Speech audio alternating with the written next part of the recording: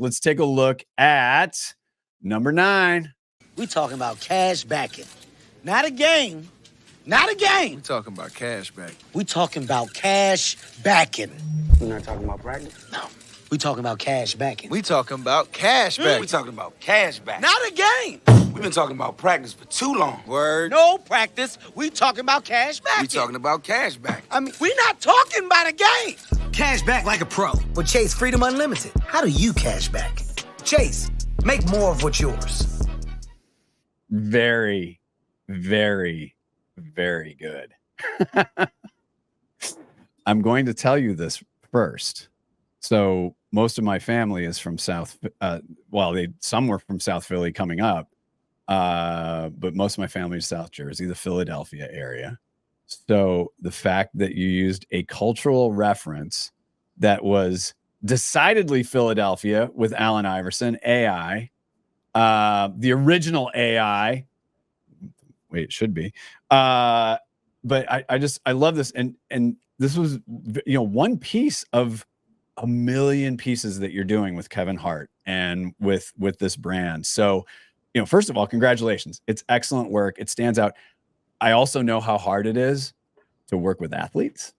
And so whoever was the director on this, kudos, because, and I think they're both good actors. I mean, Steph Curry, definitely, very, very good actor, and AI, obviously a huge personality, but to be able to get in the lane of that is really, really challenging. So let's start with the brief and just where you took all this. Who wants to go first? Steve, you're on mute. You would think I would have that figured out by now. Look, it's a cashback card, so there's nothing extra special about the product itself, other than it gives you a good amount of cash back at different places where you use it. But in diving deeper into the audience, we saw a pretty significant overlap with NBA and basketball fandom, and the NBA finals were fast approaching, so it's not rocket science. If a large swath of the audience gets into basketball, the finals are approaching, how could we have a presence that is, beyond, just a simple kind of passive advertising experience?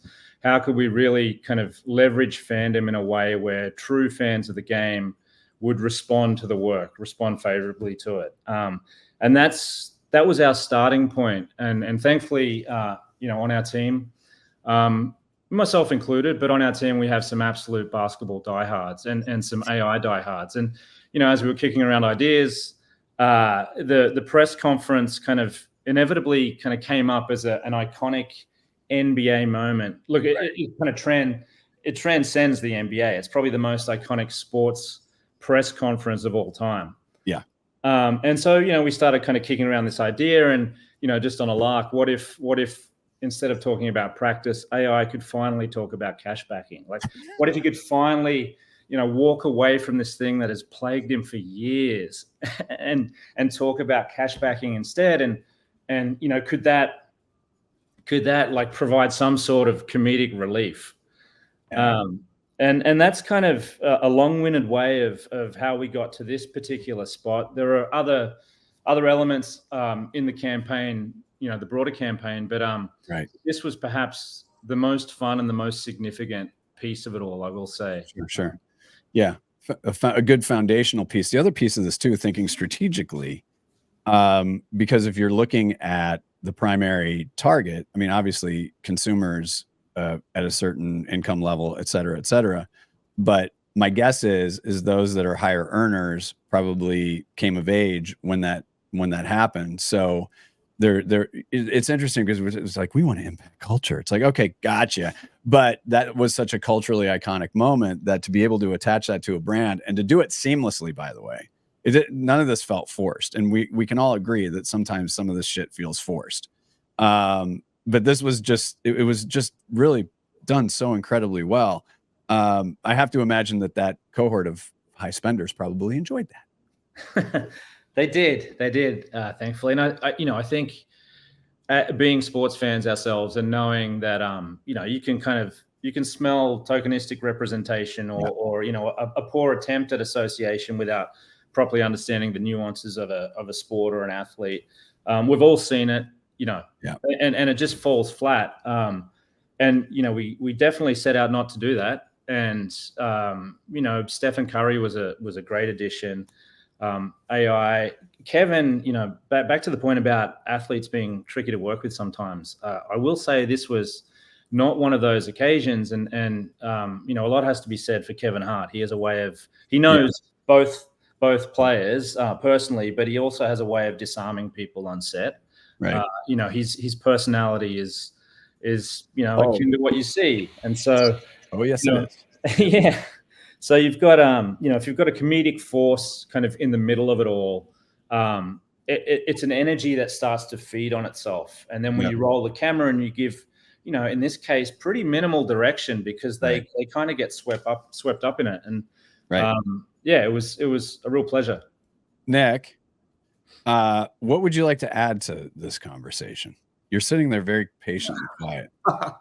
No, Steve is doing a great job explaining the campaign, and just, I think overall too, as Spaceship, that's one of the things we look at. It has to feel authentic. I feel like a lot of the work that we do feels authentic and that human-centric approach. And who doesn't love comedy? I feel like that's what we all connect with: sports, comedy, just all those things that we love on a day-to-day. So if you can feel it organically, I think it's all the better.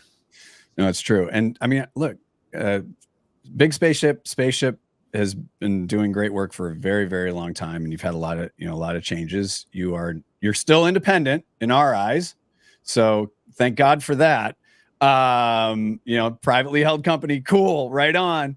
But no, we just appreciate the fact that, you know, and again, over the long term, Spaceship has carved out a really interesting space and has always been doing quality work. So number one, thank you for supporting this honor, and congratulations for this. And then Andy, I just want Andy to comment real quick. Can you unmute yourself? Oh, hey, I'm back. Yeah, real quick. I just wanted your take on who invented the pavlova. you know already, Doug. But no, I love the set. I mentioned in the comments, I'm a big Allen Iverson fan. It's like, you know, one of the big US sports that is kind of global and made its way down to all the way down to little old New Zealand. But I was a big Iverson fan as a kid. The practice thing was just like, it was kind of one of the biggest basketball cultural phenomenons, you know, like that thing just continues to show up outside of basketball. So I love it. And the ad's fucking funny. It's great. I love it. No, it is. You know? It's really like, who just walked behind you? See if there's any. Do you recognize anybody there? Who is it? That might be Martin. No, I don't think so. I'm not sure.